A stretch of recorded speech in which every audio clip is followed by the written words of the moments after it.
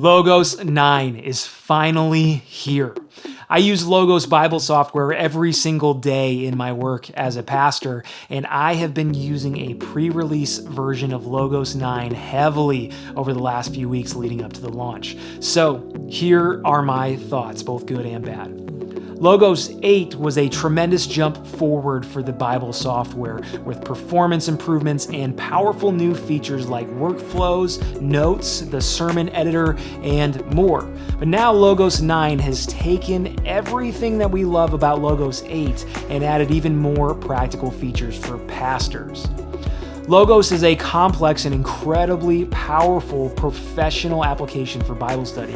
It's like having a research library with a personal research assistant with you in your pocket or on your computer. There is a lot that you can do with this software, so I'm not going to get into every single little feature, but I do want to highlight a few of the updates that I think make Logos 9 worthy of your consideration. And I'm also going to talk about a few of the problems I have.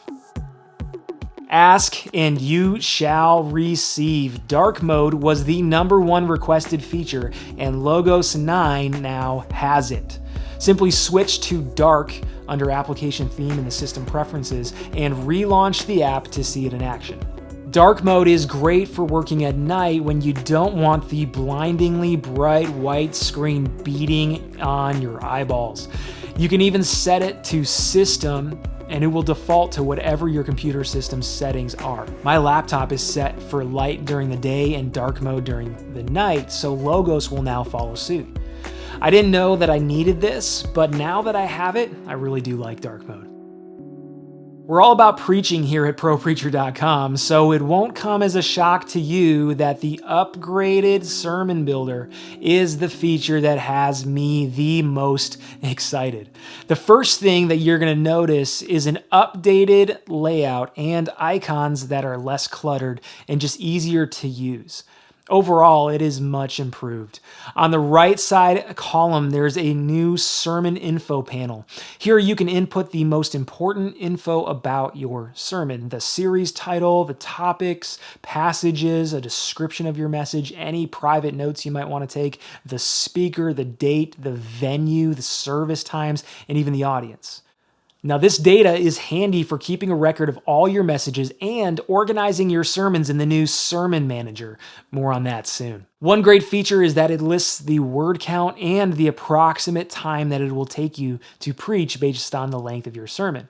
I love that. Sermons will also automatically be marked as delivered if past the sermon's date, planned if before the date, and idea if no date is given. On the left side, there's also a new outline column. Here you'll see an automatically created outline of your sermon based on the headings in your message.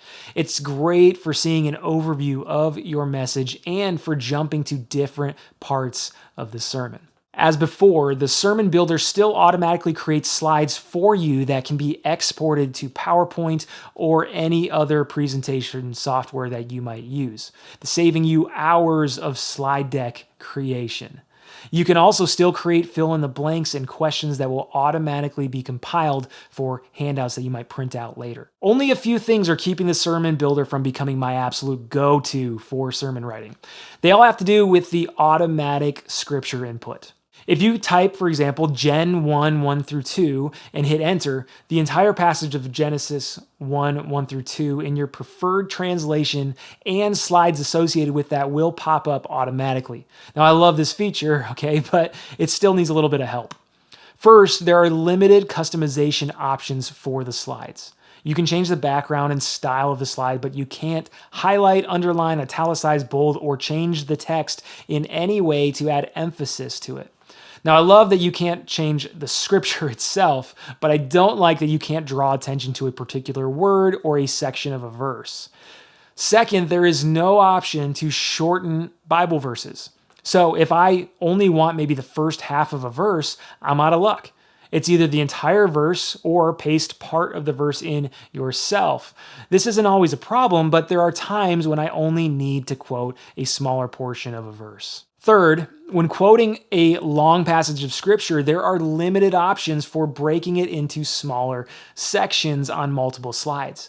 It's either everything is in just one block paragraph, making the text so small that it's unreadable for the audience, or you can make it one verse per slide, which can be way more slides than you want to break it up into. Another option is you can let it break naturally with each paragraph in the text in the fully formatted option, which can still, though, give you a paragraph that's just way too large and too much for a single slide. Now, I suppose I could export the slides to PowerPoint or Keynote and fix them myself, but that defeats the beauty of having slides build automatically, right? So please, Faith Life, if you're listening, give us more customization options with scripture passages in the Sermon Builder, please. The new Sermon Notebook is another game-changing feature for the Sermon Builder. The Sermon Notebook is right next to the Sermon Info tab in the right-hand column. Just click on it to create a new Sermon Notebook, or you can even use an existing notebook that you may have created. This will link whatever notes that you create in that notebook to your sermon. So now when you're studying, you can just take notes right there in the notebook that might be helpful for you in a future sermon. And then anytime you want, you can just click the Sermon Note tab in your Sermon Builder and see all of the notes that you've already taken. That is wonderful. Love that feature. So helpful. And if that wasn't enough, Logos now allows you to insert photos into your notes. So you can save screenshots, images, or even pictures that you take on your phone, even using the mobile app, and save those to your notes. These images can even be turned into slides. So I'll be using this feature a lot. In Logos 8, once you were done writing your sermon, you were done using Logos.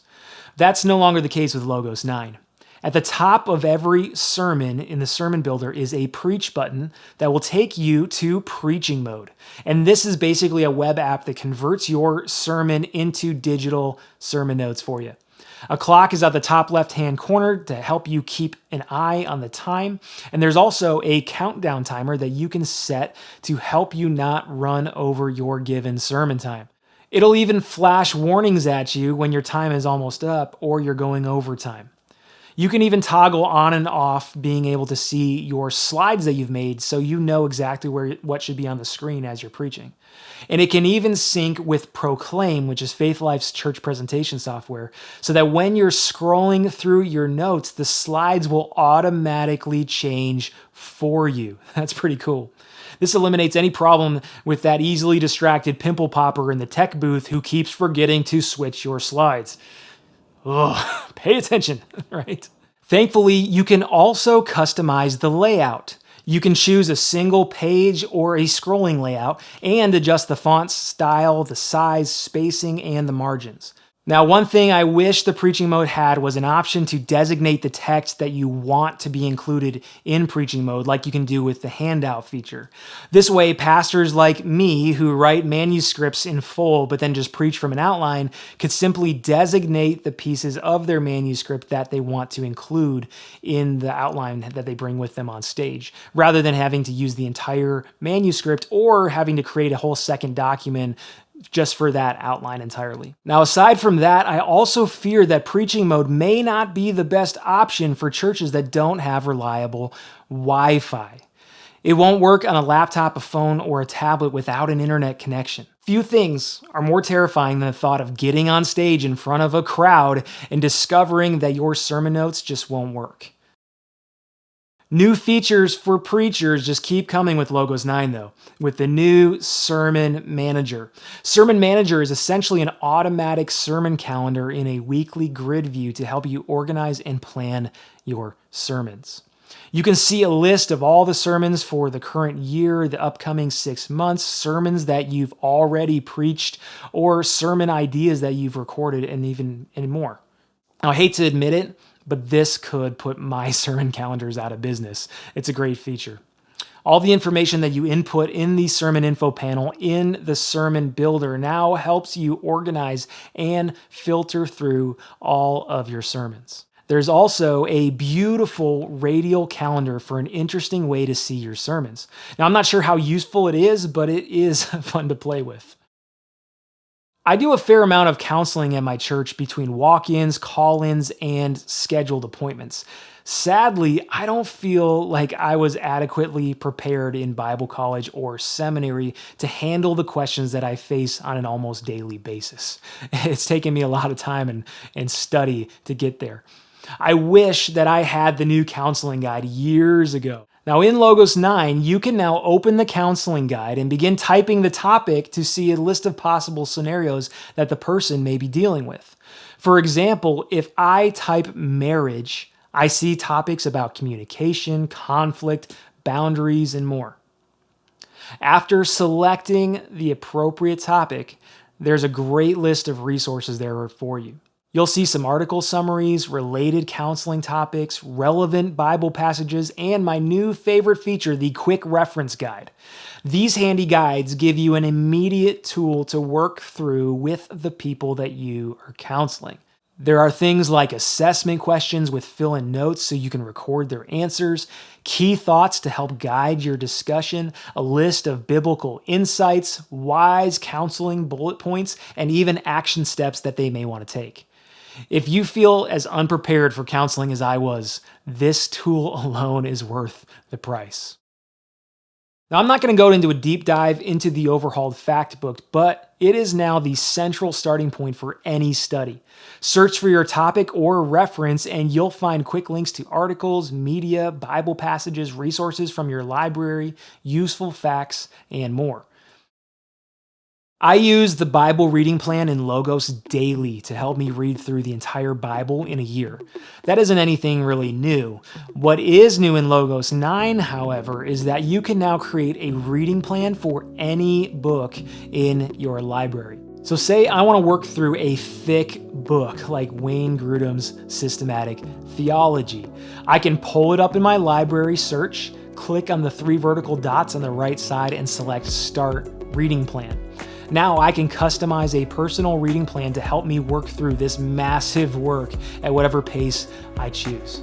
It's a great new way to hold yourself accountable to reaching your reading goals. Unfortunately, I can't comment much about the updates to the mobile app because I only have access to the pre-release desktop version at this time. However, most of the new features are promised to work on the app too, so I really can't wait to try those out.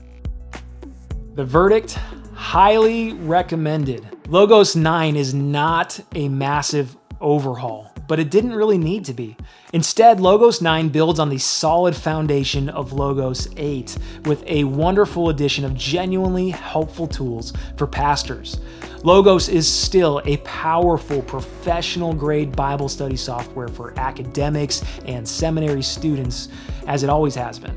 But with the past few releases, it is clear Faith Life is dedicated to making Logos more accessible and useful for the average pastor too.